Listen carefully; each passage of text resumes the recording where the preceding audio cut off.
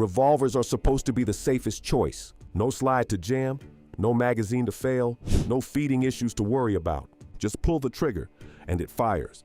That's the belief. That's why so many people trust them without question. And to be fair, revolvers do have a strong reputation for reliability. But here's the part almost nobody talks about. They don't fail often. But when they do, they fail completely. No warning, no quick fix, no second chance.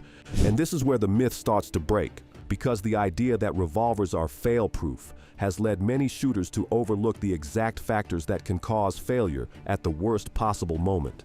And once you understand those factors, you stop trusting blindly and start thinking like someone who actually understands how these guns behave in the real world.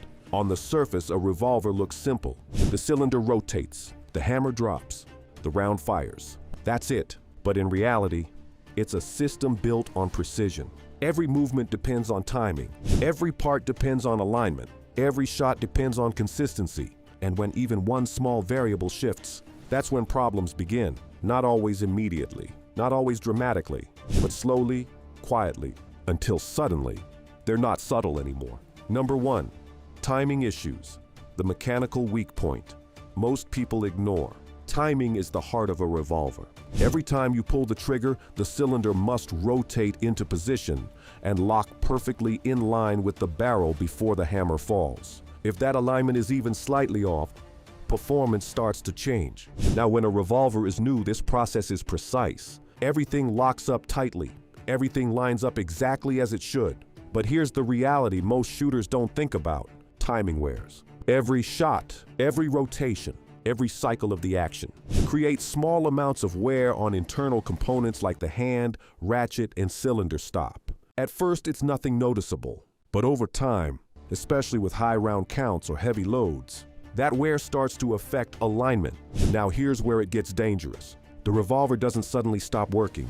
Instead, it starts giving subtle warning signs. You might notice slight lead shaving, a faint spitting of material at the cylinder gap, or a slightly different feel in the trigger pull. Most people ignore this because the gun still fires. But this is where experienced shooters think differently. They know that once timing begins to drift, it's not going to fix itself. And if pushed further, it can lead to misalignment severe enough to affect accuracy, reliability, and in extreme cases, safety. Number 2, debris under the extractor star, a tiny problem that stops everything. This is one of the most common causes of revolver failure, and one of the easiest to overlook. And what makes it dangerous is how small the issue can be. A tiny piece of unburned powder, a bit of dirt, even residue from firing. If it gets under the extractor star, it can prevent the cylinder from seating fully. Now, when that happens, the cylinder doesn't sit flush. And if the cylinder isn't fully seated, the revolver won't function properly. Sometimes the cylinder won't close. Other times, it closes, but binds during rotation. And in worst cases, the trigger won't move at all. And here's what makes this especially important. It can happen suddenly.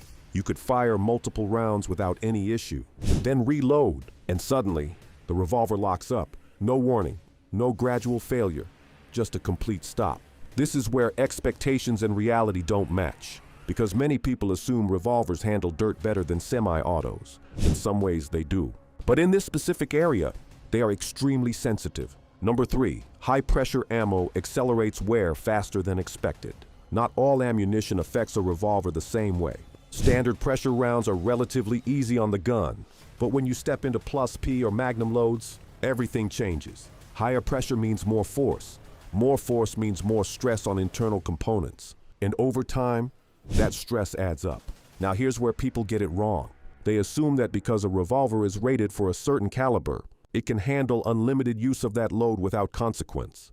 That's not how it works. Yes, the revolver can safely fire those rounds, but repeated use of high-pressure ammunition accelerates wear, especially on parts responsible for timing and lockup. And again, this doesn't cause immediate failure. That's what makes it deceptive. It builds slowly, quietly, until one day, something feels different. And by that point, the wear has already happened. Number 4, cylinder binding under heat and fouling. After extended shooting sessions, revolvers behave differently. Heat builds up, residue builds up, and tolerances begin to change. Metal expands slightly. Fouling accumulates in tight areas like the forcing cone and cylinder face, and gradually, the cylinder begins to rotate less freely. At first, you might just feel a slightly heavier trigger pull. Then the rotation becomes less smooth, and eventually, the cylinder may begin to bind. Now, this isn't something most people encounter in casual shooting, but under high round counts or extended use, it becomes very real. And this is where expectations need to shift, because a revolver that works perfectly for a few rounds may not behave the same after many. Reliability isn't just about the first shot, it's about sustained function. Number 5, ejector, rod loosening. Small part, big consequence. The ejector rod seems like a simple component. Its job is straightforward, push out spent cases. But here's what most people don't realize. It also plays a role in keeping the cylinder aligned. If the ejector rod begins to loosen, it can interfere with cylinder rotation. And when that happens, the revolver may lock up completely. Now, this isn't a frequent issue, but it's one of those problems that develops over time. It doesn't happen suddenly. It loosens gradually until one day, the cylinder won't rotate properly. And again, there's no quick fix in the moment. Number 6, ammo variability. The factor most people ignore.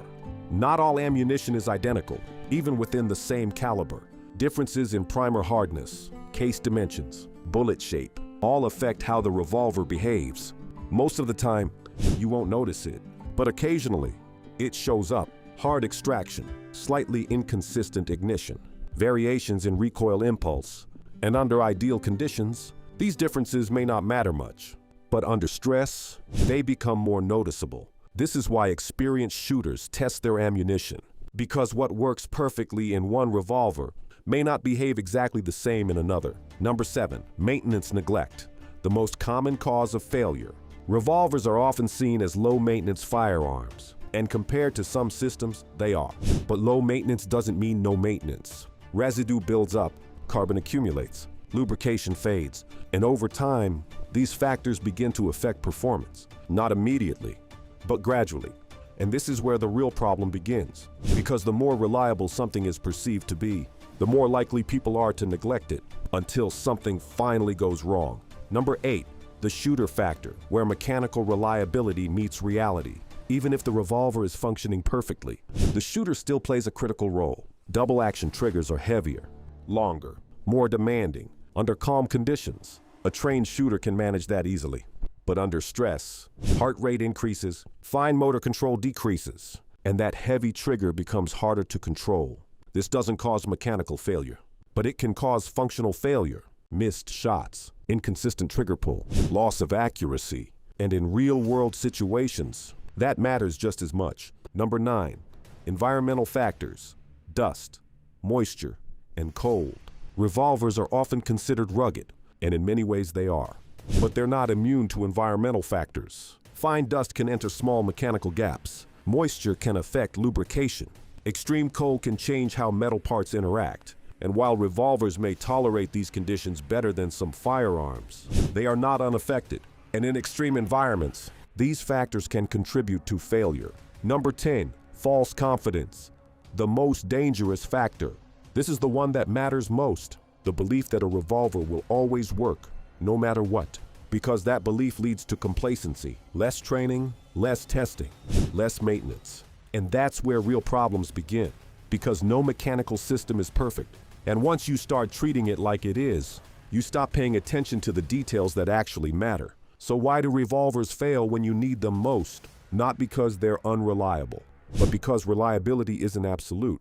It's conditional. It depends on where, maintenance, ammunition, and the person using it.